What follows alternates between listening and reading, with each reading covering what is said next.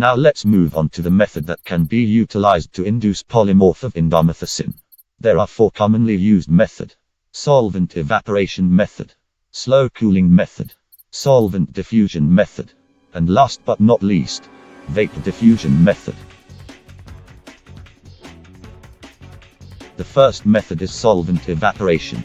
This method is applied by using the rotary evaporator, which is commonly used to remove a solvent from compound of interest.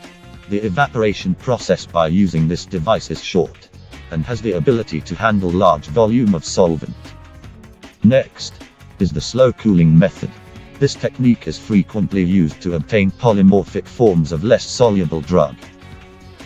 In this method, the solute is heated in the solvent just above the boiling point of solvent to produce saturated solution.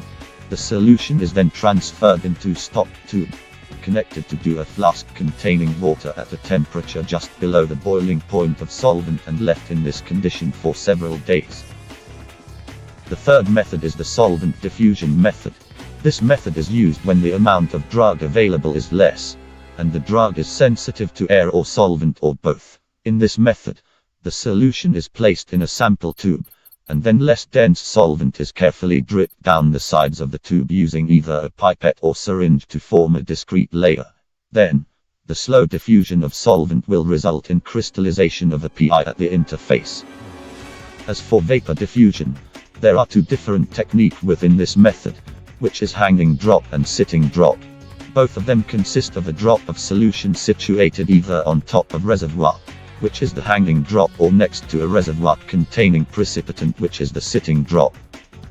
When the water from the solution vaporizes, it is transferred into the reservoir and crystallization occurs.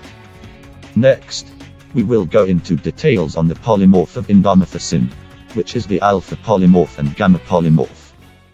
Created using Powtoon.